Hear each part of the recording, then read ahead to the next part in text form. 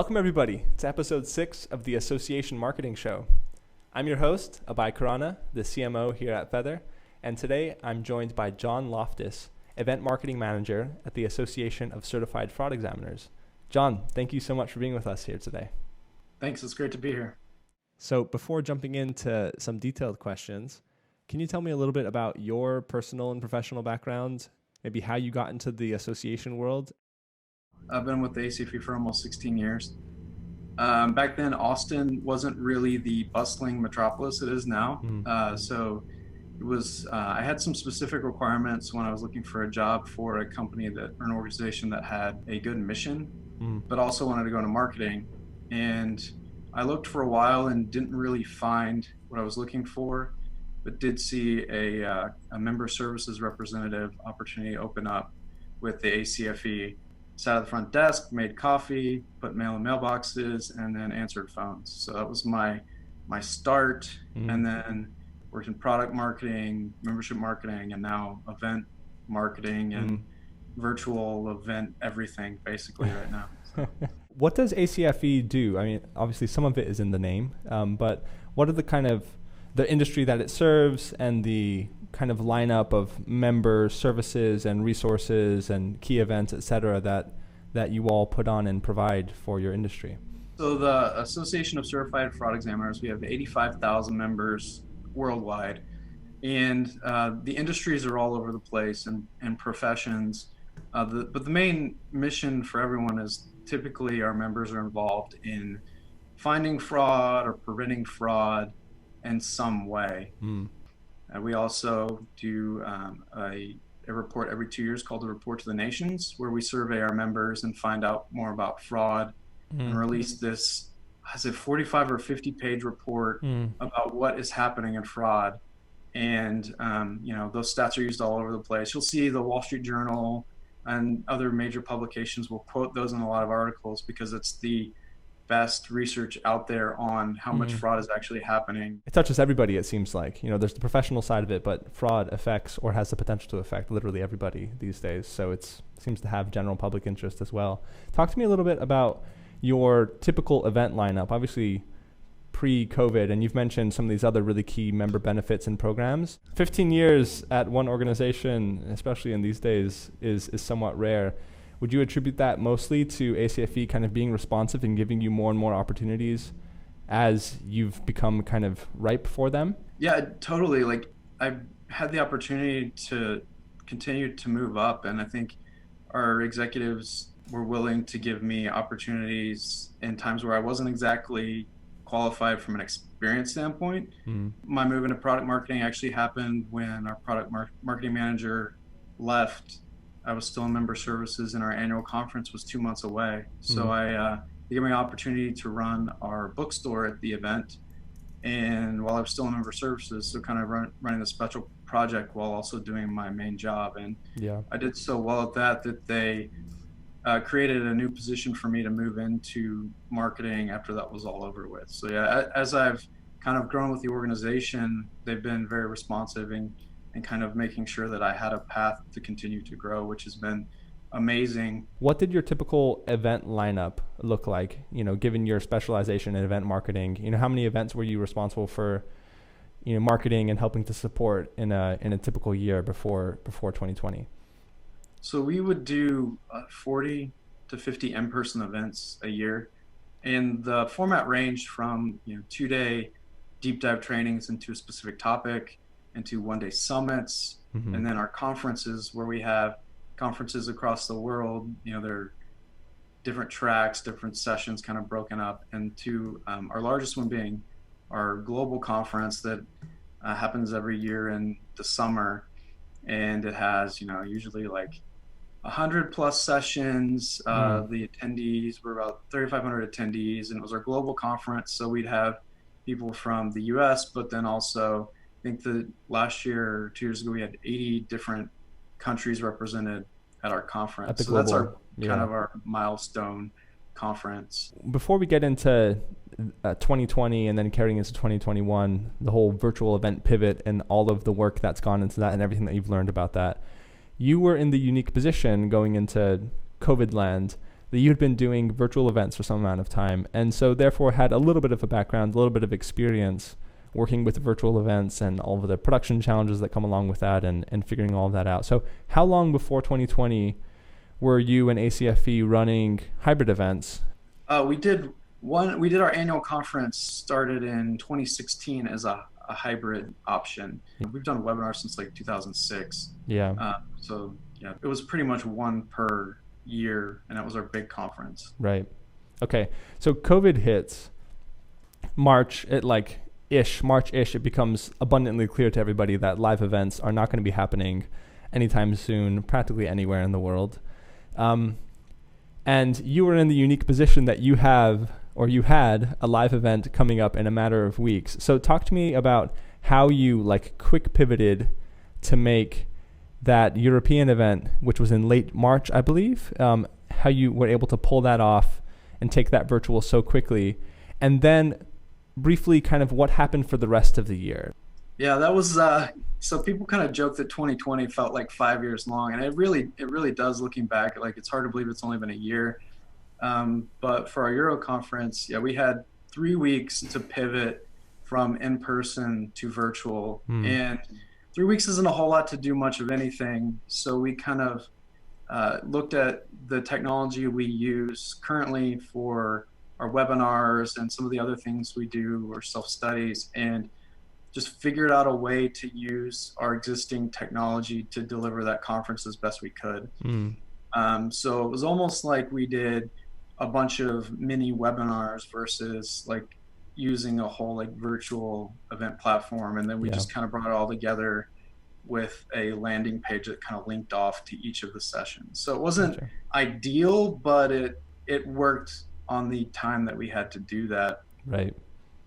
And then for our annual conference, we had 2.5 months, which felt a lot more comfortable than 3 weeks, but still not nearly enough time. Yeah. So we actually used On24 for our webinars, and they had a couple virtual event platforms that we had enough time to kind of bring on before our annual conference to use for that. Yeah. And that one we ended up doing 93 sessions virtually over 2.5 days, which was crazy. I'm still tired. I'm sorry. you just need a 60-day nap to get over that or something. Yeah, but it was good too, because we had almost 4,500 attendees, which I mentioned earlier. Typically in person, we were anywhere from 3,000 to 3,500. Right. And it opened a lot of opportunities for new people to attend, because before they couldn't afford travel, they couldn't get their business to approve, hotel stays, things like that. So we actually learned that there's a whole market of people that couldn't do our training before because of that, who were able to attend that conference, which was awesome. Yeah. The Association Marketing Show is brought to you by Feathr, the all-in-one digital marketing toolkit built just for associations. To learn more about our tools and services, check us out at feathr.co. That's FEATHR.co. And then from there, things went well enough that we felt comfortable to continue using that technology for a lot of our events. So we did, in 2020, I think 50 or more. I lost count of how many events we've done virtually. But we took everything we could and created it in a virtual environment. So we did our 2-day conferences, or 2-day events. We moved virtually. Our CFE exam review course, which is the live prep course that we offer for people trying to get their CFE credential. We started hosting that virtually. We messed around with some interactive workshops, actually using Zoom and breakout rooms to replace some of the interactive workshops we do in person. Yeah. And then, we've tried all kinds of different things. We've done half-day long webinars. We've done, webinars spread over a week. Being virtual, we've just taken the mentality that we're going to try a lot of different things and see what attendees like. And do more of that. Yeah. That's one thing that's really impressed me as we've talked, is how deep you went into virtual event world and all of the experiments that you ran, and like how far you pushed or you attempted to push the envelope in terms of the kinds of in-person experiences that you can replicate virtually. You really kind of tried the gamut, right? From interactive style workshops, which like on the surface seemed to be, would be difficult to pull off virtually, but still like, hey, how can we make that happen? What technology do we need? How can we plan that attendee experience to make that as good as possible while we can't do an in-person version, to like really education heavy, longer events or educational sessions, 2-day things, 3-day things, half-day things, week-long series with content kind of distributed throughout. You've tested so much. And with 50 events in 2020, looking back, what have been kind of like the standout learnings that come to mind for you in terms of successfully producing and marketing and running a virtual event? What are some of the kind of key lessons that you would communicate to the rest of association professionals, marketing professionals that are listening here to kind of shortcut and give them a leg up based upon your experience and your learnings running 50 events? What comes to mind both as like successes that you've learned and things that you tried that maybe weren't so successful that people could take away and use that to shortcut their process? Yeah, that's a lot. So I would say like one thing that I think really made our team successful was people were able to kind of take on roles that weren't necessarily in their job description. Right. And part of that was just doing a lot of training and making sure people were comfortable with the platform. And, we had our event planners who typically be getting new contracts for venues who were producers. So they would get on and they would train speakers how to use the platform. And the day of the event, they were the ones, opening the sessions and answering questions and things. So I think investing a lot of time in training, even though, you may feel like you don't have a lot of time, allowed us to kind of scale up, I think, because we took people, gave them a new skill set really quickly, and were able to not have a bottleneck of only 3 people knew how to use virtual events when we had 25 people now that could help us produce and execute events. So I think that training people outside of even their normal responsibilities to do virtual events so that, when you need them, they're there and ready to go. Yeah. That seems huge, both on the internal side, but as well as like the partner speaker side. It's like a live event.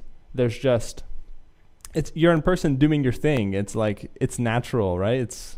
You have the room where you're speaking in, and you're prepped and you prep your content, and then you take questions in the room. Like all of those behaviors and activities are very normal at this point, but carrying them out, just the simple act of doing those same things in a virtual environment requires training, and that can feel like a burden, like you're saying, and that can feel like something that seems, I don't know, like not worth the time, or something that you wish you didn't have to do, right?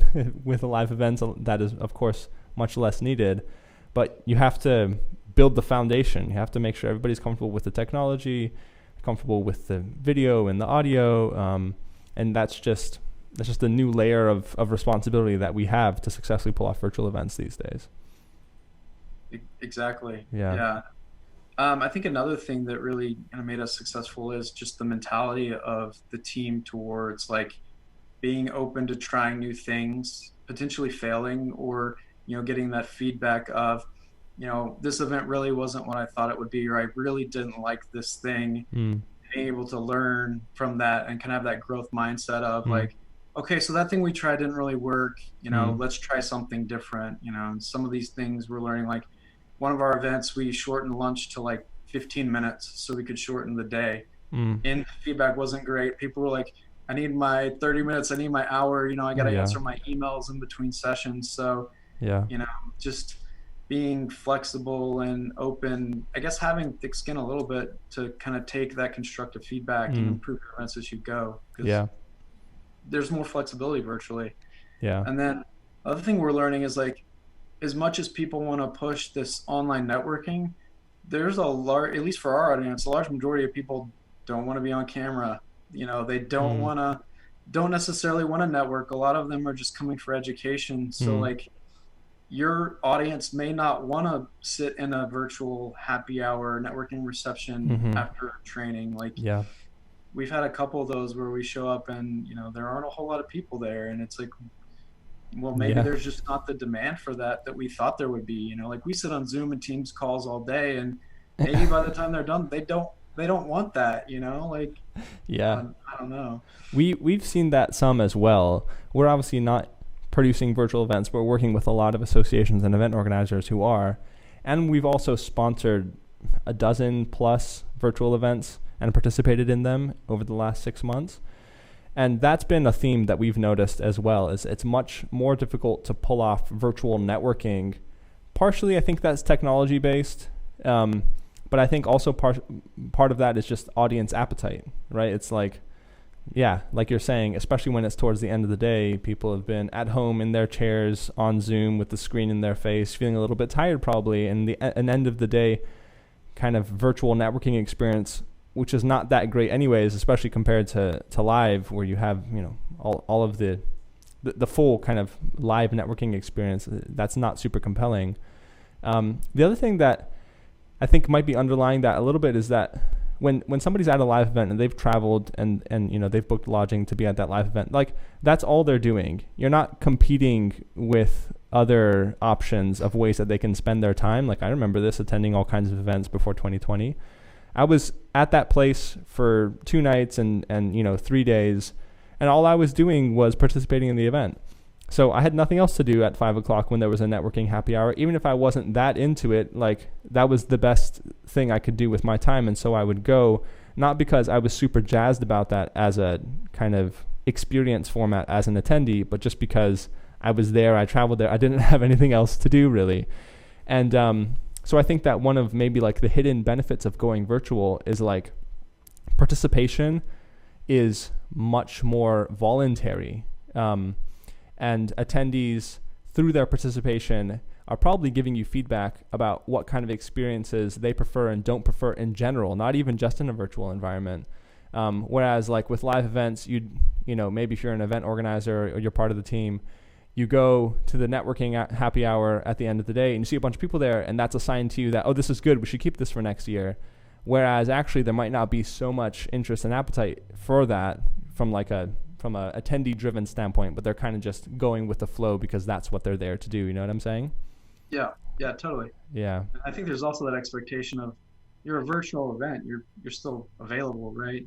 You get your work done, you still answer your email. And in person, I think that sometimes it's a little less like, oh, so-and-so's in Vegas for this conference, they're not going to be replying to email for 3 days. Yeah. Oh, he's sitting at his desk anyway at a conference. He should be sitting here answering my instant messages, I think that's a challenge too. Yeah. In some ways, I feel like the bar for the quality of virtual event experience has been raised compared to their live event counterparts because of the abundance of distractions and other opportunities and other options for people spending their time. So yeah, it's a challenge, but we can rise to meet it. I think the bar has been raised, like you're saying.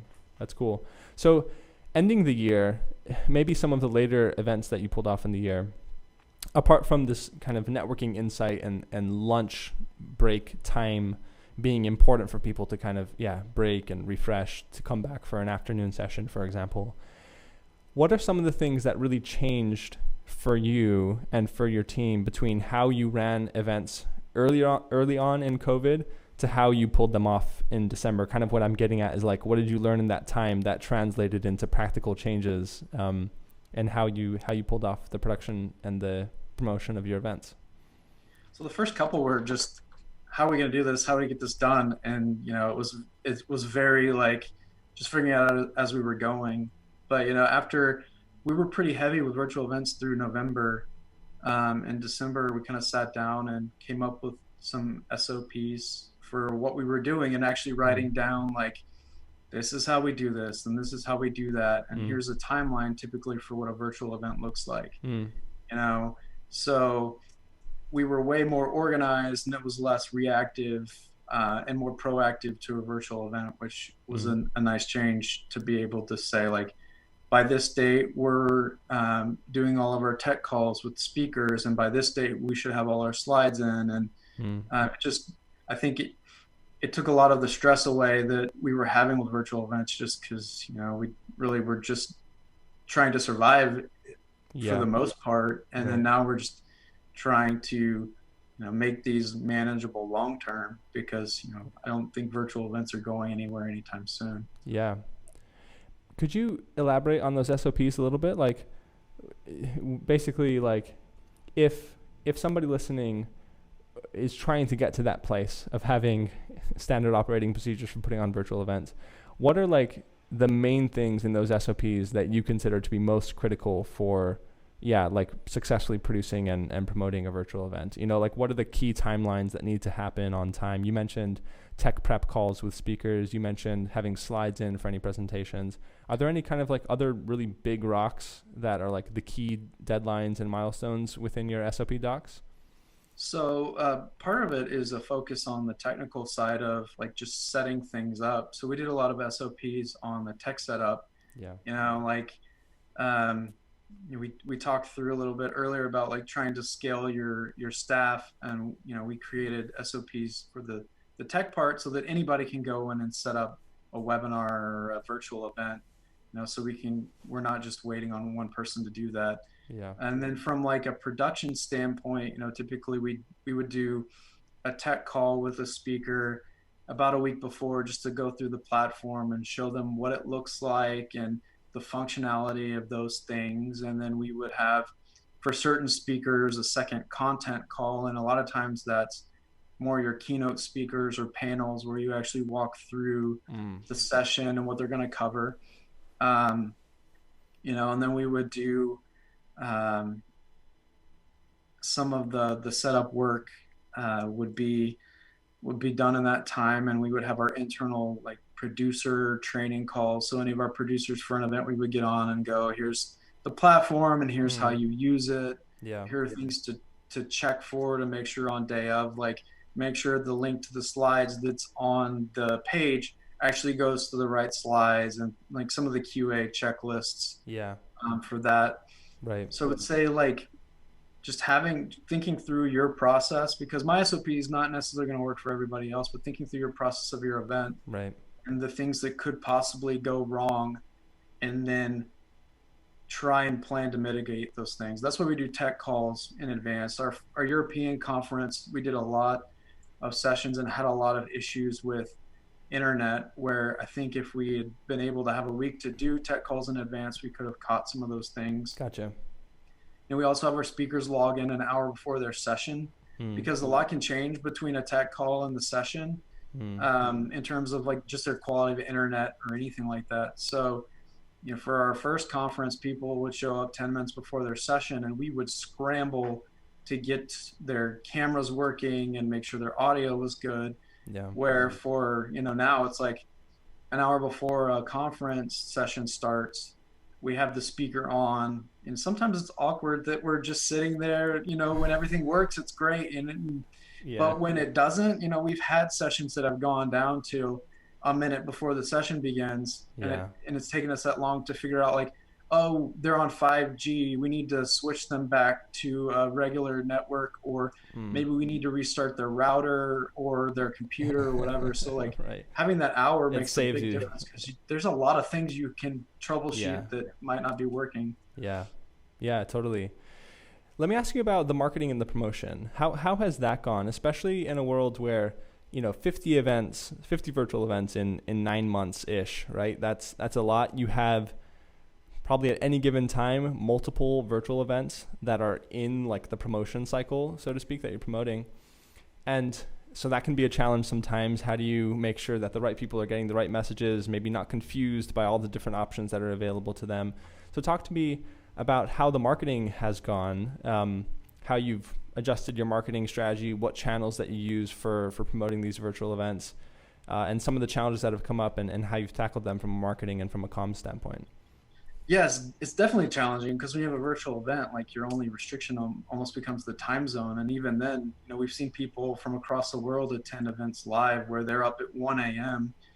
at an event so they can attend. So it's like, how do you do that? And then part of that is just communicating with our teams very well and prioritizing who's getting what email. So we'll look at like previous attendee data for conferences and prioritize those folks to get more conference related emails, Gotcha. where we'll look at like, and I'd love to get a little bit further into where we're at with our data, but sometimes it's just they indicated on their profile they're interested in computers and technology. So we're going to prioritize this event about computer fraud or cyber fraud, while everyone else might get a more general event. We've started to try and look at, people who attended this event might also be interested in this other event that's somewhat related or maybe builds on the previous event.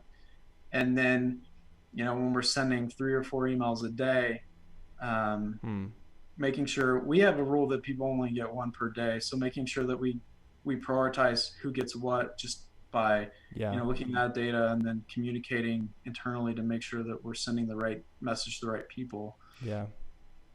And then we've done more general type marketing. So before you do, if you were at an event in Philadelphia, you would market to pretty much everybody in that range. But we've started doing more like, we'll send a postcard out with like the next 5 upcoming virtual events to an audience, or we'll send out an email that's kind of more general. We even do a Feathr campaign, remarketing campaign on a monthly basis. It's kind of the same thing. It's an ad that shows our next few events that are upcoming, so that people can kind of see, like, we know they're interested in those events, and we let them kind of self-select when we hit them that way too. So it's another way is just focus on that general marketing. Yeah. It sounds like a great one too. Like, you have your general marketing. It's like almost embracing the fact that you have a lot going on and being open and transparent about that, and not trying to be like too clever with segmentation so that, any given audience member only thinks you have one thing going on because you've segmented their emails and their remarketing campaigns and whatever to just show them the one event that you think is going to be most interesting to them. It's like embracing the breadth of content that you are providing in the form of your virtual events, giving people the opportunity to see all of them over the next, the ones that are coming up over the next month or two, and then self-select the ones that they care about, as well as in some cases kind of proactively promoting the things that they've indicated the most interest in. So you're kind of giving people both sides of like that marketing approach, both general and transparent about everything that's going on and giving them the opportunity to self-select, and then also proactively suggesting things that you think are going to be most relevant or interesting to them based upon the data that you have about them. Exactly. Yeah. Cool. What other channels? You mentioned email and remarketing. Are those kind of like the main 2 that you're relying on mostly for getting the word out about your virtual events? Anything else in the mix? We do a lot of social marketing, LinkedIn, Facebook, some Instagram. Yeah. And then we still do a lot of direct mail, believe it or not. I think some people have kind of moved away from direct mail, but it's one way to cut through the clutter, and just trying to figure out ways to communicate. So like we talked about that upcoming events, email and ad, but then we also send an upcoming events postcard. And hopefully by this point, everyone's updated their addresses and they're getting to the right place, but we've seen a good result from still doing direct mail. Yeah. Cool. One thing that I wanted to get into, and you mentioned this a couple questions ago, was you don't think that virtual events are going anywhere. And part of that is, of course, because like the time window for the pandemic is continuing, right? And so that's, I'm sure, part of what's informing that statement. But what is your thinking, say like even next year, as difficult as it is to think a year in advance, when live events are back in the mix, even when live events are back full tilt, however long that takes, what have you learned about virtual events, and where do you think that they still live, or they should still live, within kind of the mix and the strategy for an association? Do you intend to keep them going at a higher rate and clip like you're at right now, even in a world where you can pull off your live events? And what do you think the kind of relationship between live events and virtual events and how they're used is going to look like in a world where live events are back on the table? Yeah, I think that our long-term plan was always to add some kind of virtual component to our trainings. It was just one of those things where it was a longer process that we thought would take a couple of years to start testing and trying things out, and where we were kind of forced to do it very quickly. But what we're seeing and the feedback we're getting is there's a new audience of people that are able to interact and attend things that couldn't before because they're virtual. But there's still the people in the surveys that say, oh, well, in person's better, I can't wait for in-person events to get back. So I think that there's two unique audiences that have kind of emerged from virtual events, and there's going to continue to be that demand for virtual events moving forward, both from the people that prefer it and also from the people where their businesses have learned, like, oh, I don't have to pay for travel. I don't have to pay for food. I don't have to send my employee off to Vegas. I can just have them do this online. Yeah. And we're also seeing, like, I can train 3, 4, 5 people for the same price of sending one person to a virtual event. So I think that, they're going to have people that prefer virtual events, businesses who are going to just generally prefer their employees attend virtual events. And for that reason, we're just going to continue to see virtual events be in demand. So like I said, I don't think they're going to go anywhere. I don't know if we could sustain 50 plus virtual events in addition to in-person. And trying to think through, like, hybrid events might be one way to do it. But then also, like, the challenge with hybrid events is, there's more risk there. There's more investment in technology, and there's more spend on site to have production crews and things like that. So I don't think we've quite figured out what we want to do from that standpoint. But yeah, for sure, the demand for virtual events is just going to continue. So long term, they're not going to go anywhere. We're going to continue to offer virtual events in some form or fashion. Part of that just kind of depends on how we emerge from the pandemic and how long it's going to take. But I definitely think we'll be doing virtual events for quite a long time. Yeah. How's 2021 rather shaping up from a schedule standpoint? How many, sorry, I see the look on your face, but how many virtual events is it looking like you're scheduled to pull off this year? I honestly don't know. Like, every day you look at the news, it's something different. It's like, oh, we've got a vaccine. Oh, there's a new strand of COVID. We're not sure if the vaccine's going to do anything about this. And then you see travel restrictions and things like that. So I think in a perfect world, like Q3, Q4, we're starting to have in-person events again. But I think also we're kind of holding off right now because it's, who knows, no one thought a year ago we would be sitting here talking about having 50 plus virtual events and all our conferences being virtual. So it's like, we're definitely doing virtual events. It might be 50 or more again this year, but we kind of just are trying to keep up with current events and see, like, what do we, and strategize as we go. So being kind of flexible to what's going on. Yeah, makes sense. Cool. Well, I've got just a few kind of like quick fire questions for you to end the podcast here today. And the first one that I like to ask is, at this stage in your career, 15 years in with the same organization, have you learned anything that you wish you could go and tell yourself at the beginning of your career? Like, what advice would you give John 15 years ago, getting into ACFE and getting into marketing? Control what you can, and, don't stress about the rest of it, because there's a lot of things that are out of our control. And I've learned that, working in events now, and especially after the last year, is, don't stress about things you can't control, and do what you can about the things you can control. Yeah. That's great. Not the easiest thing to do sometimes, but that's an amazing tip. Another one is, if you could wave a magic wand and solve any professional challenge for yourself, besides having unlimited budget and or like making the pandemic disappear, what would you use that magic wand for? Oh, do I get 3 wishes? Yeah. Okay, just for you. I'm thinking, I think data, having clean data is a big challenge for associations, especially who don't have large teams that can focus on data. So having accurate and relevant data so that the marketing we're doing and the things we're targeting and segmenting actually are relevant to the person's receiving it. So clean data would be my wish. Cool. Any others? You said you wanted 3 wishes. Yeah, I mean, I feel sometimes, even pre-COVID, from an association standpoint, that our teams are kind of siloed a little bit. And I've talked to other associations that kind of feel the same. So like figuring out how to unsilo teams to get, because I think that does cause some issues sometimes. So that would be another wish of mine. Yeah, those are both great ones.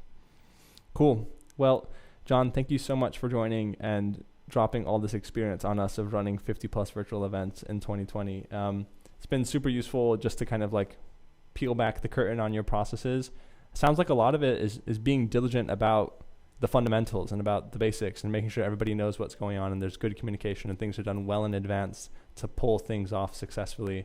And I love all those tips that you've shared, and also about the marketing and the promotion strategies and how you've handled things there. So there's a lot of good stuff here around virtual events, and thank you so much for joining us today. Thank you for having me. I appreciate it. Yeah, absolutely. All right, everybody. Thanks for listening to this episode, and we will see you on the next one.